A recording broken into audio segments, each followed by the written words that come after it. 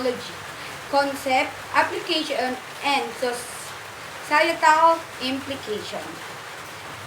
Ibig sabihin ng title na ito ay pag-aaral at pag-unawa sa nanotechnology. Kung ano ito, paano ito gumagana, saan ito ginagamit, at paano ito nakakaapekto sa lipunan. Sa lesson na ito, tatalakayin ang mga pangunahing konsepto ng nanotechnology, ang iba't ibang larangan kung saan ito naa-apply, at ang mga benepisyo at mga posibleng issue na dulot nito sa tao at sa mundo.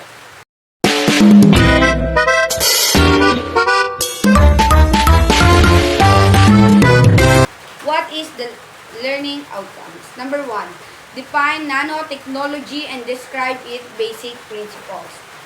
Matututunan mo ipaliwanag kung ano ang nanotechnology at maunawaan ang mga pangunahing prinsipyo nito, kung paano gumagana ang maliliit na particles at paano ito nagagamit at sa paggawa ng bagong technology. Number 2, identify key applications. Malalaman mo ang iba't ibang paraan kung paano ginagamit ang nanotechnology sa iba't ibang larangan tulad ng medisina, electronics, engineering, at iba pa. Number 3, analyze the societal and ethical implication of nanotechnology. Matutukoy mo kung paano nakaapekto ang nanotechnology sa lipunan, mabuti man o may kaakibat na panganib. Kasama dito ang pag-unawa sa mga isyung moral at ethical na maaaring lumitaw. Number 4, evaluate current advancement and future potential of nanotechnology. Magkakaroon ka ng kakayanang suriin ang kasalukuyang progreso ng nanotechnology at kung ano pa ang maaaring nitong maidulot sa mabuti sa ating hinaharap. Nanotechnology is the science of manipulating matter at the nanoscale, 1 to 100 nanometers, where materials develop unique physical, chemical, and biological properties due to quantum effects and the higher surface area to volume ratio. At this tiny scale, where natural processes like DNA structure and hemoglobin function. Also, pure materials can become stronger, more reactive, more conductive, or change color and temperature compared to their larger forms. This nanoscale characteristic enable breakthroughs in medicine, electronics, materials, science, and energy. As we explore nanotechnology, we aim to understand its fundamental principles, discover its groundbreaking application, and examine the ethical and societal impact of this powerful and rapidly advanced field. So, ang nanotechnology ay science na nagmamanipula ng matter sa nanoscale 1 to 100 nanometers, kung saan ang mga materials ay nagkakaroon ng kakaibang properties dahil sa quantum effect at malaking surface area to volume ratio. Sa ganitong kaliitan ng materials ay pwedeng maging mas malakas at reactive o magbago ang kulay na nagbibigay daan ng breakthrough sa medicine, electronics, at iba pa. Sa pag-explore natin dito, layunin natin maintindihan ang mga prinsipyo nito, madiskubre ang application at suriin ang ethical societal impacts nito.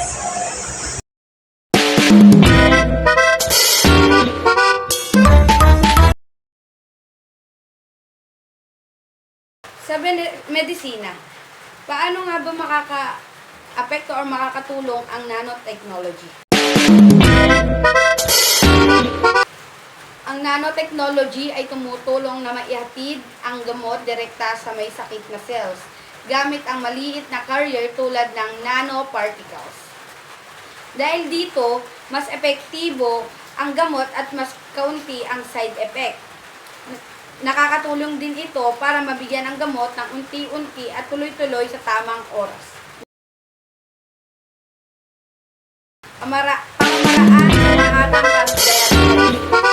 Sa pamamagitan ng nanosensors, mas napapadali ang maagang pagtuklas ng sakit dahil kaya nilang makita ang napakaliit na biomarkers. Maaari rin itong isama sa wearable device para ma-monitor ang kalusugan. Gumagamit din ng quantum dots para makakuha ng malinaw at detalyadong larawan ng mga tissues. Number 3. Paggagamot sa cancer gamit ang nanotechnology. Ang goal ng nanoparticles ay may kakayahang patayin ang cancer cells nang hindi sinisira ang healthy cells. Ginagawa ito sa pamamagitan ng pag-convert ng ilaw sa init dahil dito nagiging hindi invasive at mas ligtas kumpara sa tradisyon na cancer treatment. Number 4. Gamit ang nanomaterials, nakakagawa ng scaffolds na natural na bahagi ng katawan kung saan pwedeng tumubo ang bagong cells. Mahalaga ito sa pag-repair ng damaged organs at tissues. Mas mapapabuti rin nito ang resulta ng stem cells therapy. Number 5. Ang silver nanoparticles at iba pang nanomaterials ay may malakas na kakayahang pumatay ng bacteria at virus. Ginagamit ito sa coating ng medicine device para maiwasan ang infection. Sinasaliksik din ang pamamagitan nito laban sa mga virus tulad ng HIV at SARS-CoV-2.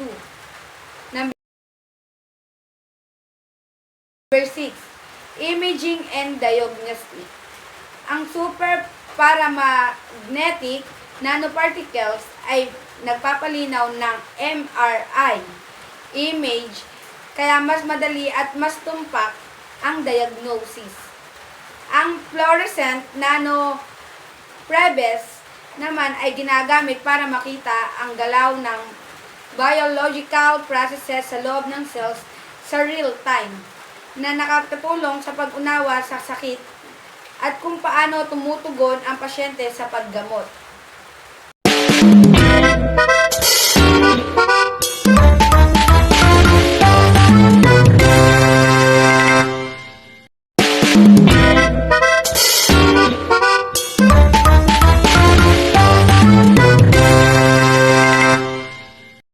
Dito naman sa electronics and computing.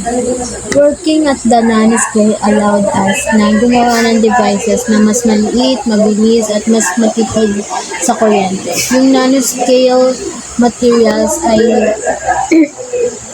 may kakaibang electrical properties na nagpapabuti sa memory, transistors, at capacitors. Sinusuri din natin ang silicon nanowires at carbon nanotubes para sa next generation transistors. Bukod pa rito, ang MRAM ay gumagamit ng magnetic nanoparticles para taasan ng storage density. Sa madaling salita, ang nanotechnology ay binago ng electronics mula sa malalaking system patungo sa compact at high-performance gadgets. Next is energy efficiency, saving the planet. Nanoparticles are being utilized in manufacturing solar cells, batteries, and fuel cells, as well as in the storage of hydrogen.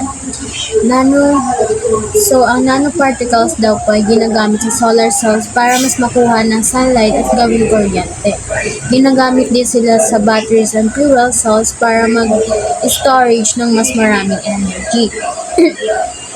Nanoparticles improve the efficiency of solar cells by enhancing light absorption and reducing energy losses. Parang tiny energy booster na pinapaganda yung devices natin and power sources para mas efficient. These are exemplified by quantum dots and nanostructured coatings. Nanomaterials like silicon nanoparticles and carbon nanotubes are used in lithium-ion batteries that increase energy density and charging speeds. So next is material science. Nanocomposites have the capacity to improve the mechanical properties of materials by making them stronger and more durable. An example for this is carbon nanotube that when added to polymers can increase their strength and flexibility. Besides, nanomaterials are lightweight and with high strength to weight ratios. They can be used in producing aeroscope and automotive and sport equipment. Nano-composites, pinapalakas at pinapatibay yung mga materials. Pag dinagdag yung carbon nanotubes sa plastic, mas magiging malakas at flexible sila. These materials ay lightweight and super strong, kaya perfect sila para gumawa ng airplane, cars, and sports equipment.